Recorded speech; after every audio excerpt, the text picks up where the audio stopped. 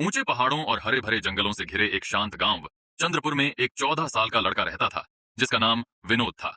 विनोद की तेज चमकती आंखें, सादा पहनावा और हमेशा कुछ नया जानने की चाह उसे खास बनाती थी। जब सुबह की सुनहरी धूप गांव की कच्ची गलियों पर पड़ती, तो पूरा दृश्य रियलिस्टिक एचडीआर स्टाइल में किसी जादुई दुनिया जैसा लगता। विनोद अक्सर गांव के बाहर बहती नदी के किनारे बैठकर पत्थरों को देखा करता था।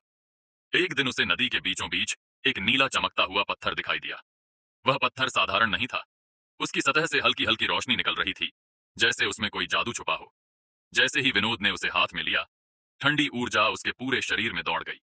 अचानक हवा तेज हो गई और पत्थर से एक गहरी लेकिन शांत आवाज आया, विनोद, मैं वही जादू हूं जो केवल सच्चे दिल वालों को दिखाई देता है। विनोद डरने की बजाय मुस्कुरा दिया। उसने उस पत्थर से कोई धन या शक्ति नहीं मांगी। उसने बस इतना कहा, अगर तुम जादुई हो तो मेरे गांव की परेशानियां दूर कर दो। उस रात से चमत्कार होने लगे। सूखे कुएं में पानी भर गया, फसलें पहले से कहीं ज्यादा हरी हो गईं और बीमार लोगों के चेहरों पर फिर से मुस्कान लौट आई। पूरा गांव विनोद को भाग्यशाली मानने लगा।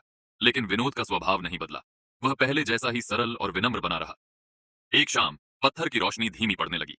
पत्थर ने कहा, विनोद, जादू बाहर नहीं, अब तुम्हारे अंदर है। अगर तुम कभी घमंड करोगे तो यह रोशनी बुझ जाएगी।